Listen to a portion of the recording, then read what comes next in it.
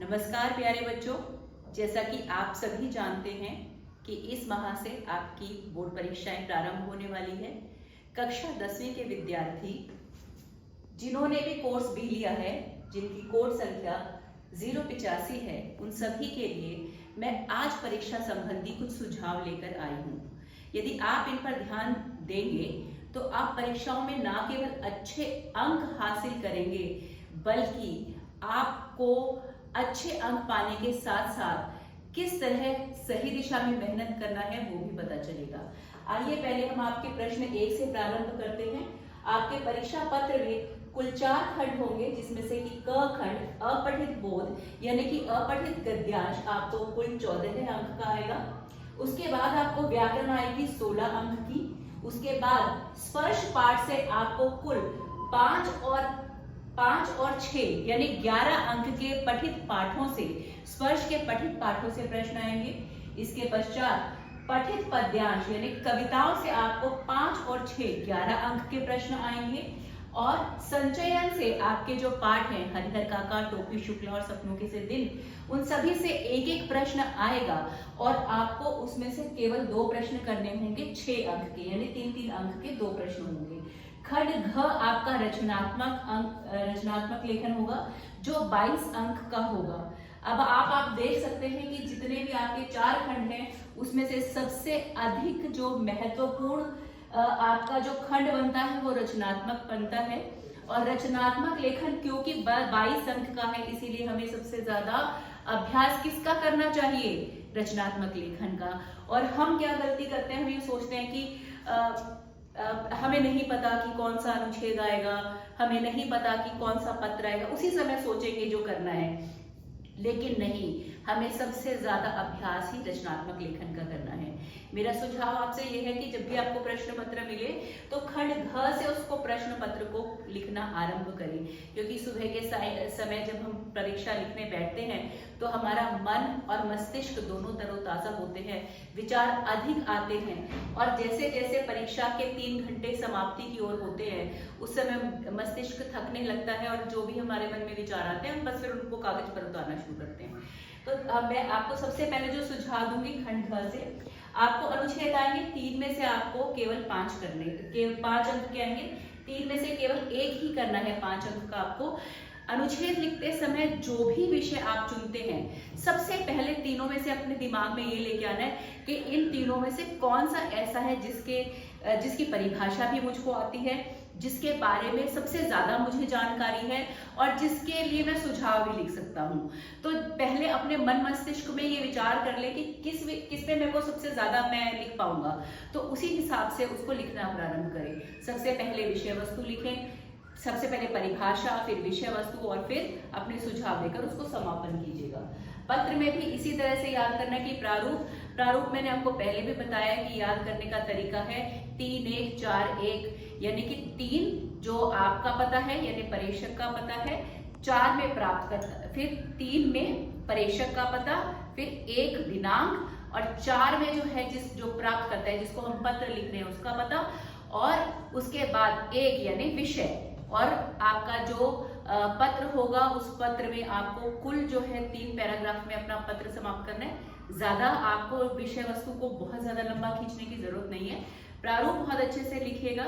यदि संपादक के नाम पत्र होता है तो उसमें प्रारंभ यहाँ से करते हैं कि मैं आपके समाचार पत्र का नियमित पाठक हूँ और आपके समाचार पत्र के माध्यम से इस विषय पर जो है लोगों को जागरूक करना चाहता हूँ, ऐसे प्रारंभ कीजिएगा। यदि आपका पत्र जो है किसी अधिकारी को है तो सविनय निवेदन यह है कि वहां से आप अपना पत्र प्रारंभ कीजिएगा।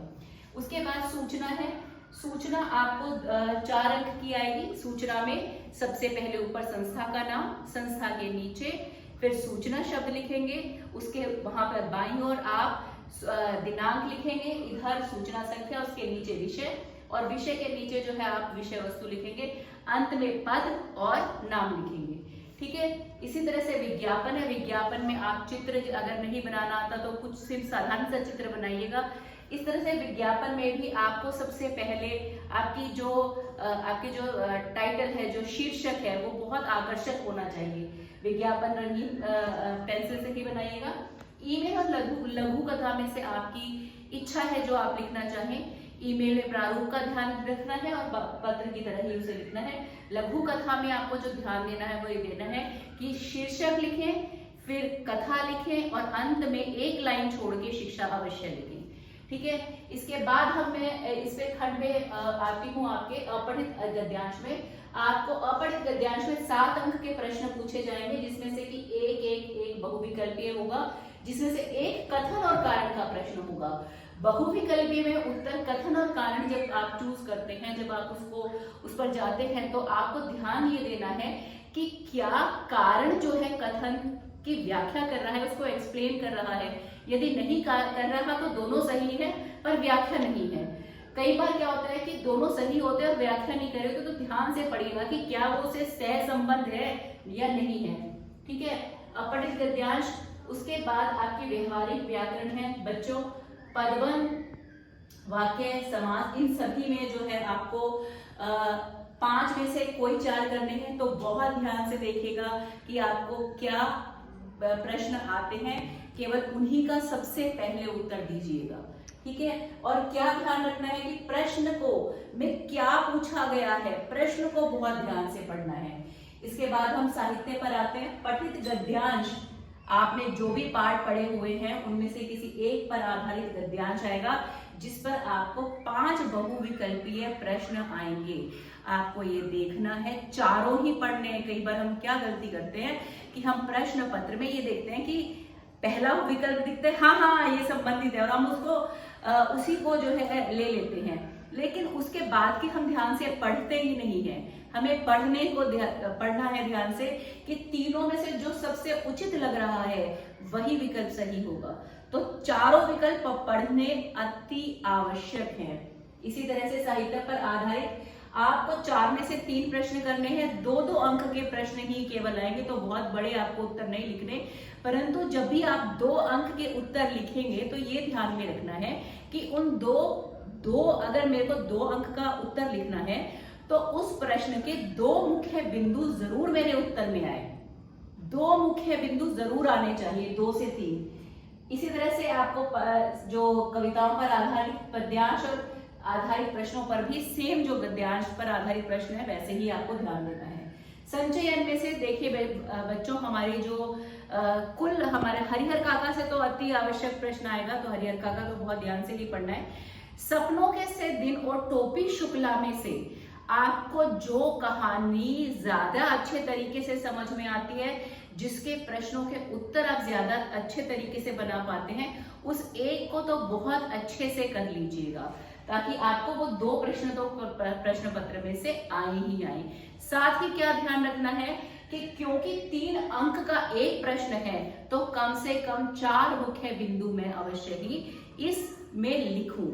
तो आपको मैं फिर से एक बार बताती हूँ कि खंड घ से प्रारंभ करिएगा यदि आप करना चाहें, और अगर आपको लगता है कि आपको प्रश्न 1 से ही प्रारंभ करना है, तो गद्यांश में 7 प्रश्न कहाँ तक आएंगे, उसके जगह छोड़कर आगे से प्रारंभ करिएगा।